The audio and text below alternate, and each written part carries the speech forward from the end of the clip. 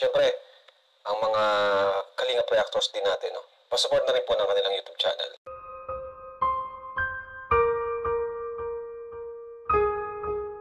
Love team no problem nga ba kay Carla?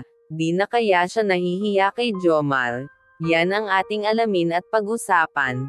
Magandang mapagpalang araw o gabi po sa inyong lahat. Marami po talagang salamat sa patuloy na suporta at tiwala sa panonood ng aking mga react videos. Salamat po talaga sa bumubuo ng programa ng Kalingap na sina Kuya Val Santos Matubang, Ate Edna, at Kalingap Rab.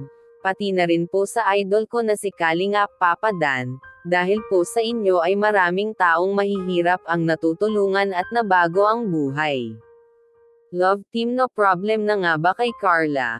Kaya tuloy na talaga ang kilig na eksena ng Carl Jam. Wala na talagang makakapihil sa kilig moments nilang dalawa.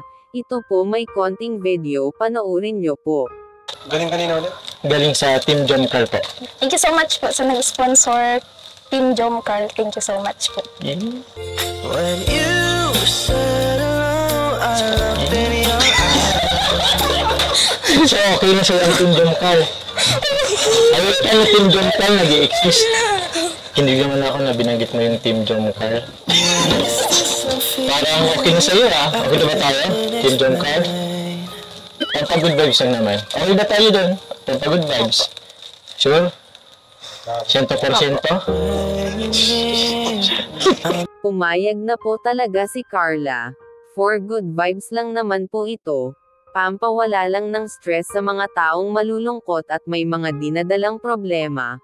Para naman po magbigay ang Carl Jam ng ngiti, saya at kilig sa mga viewers ng Kalingap.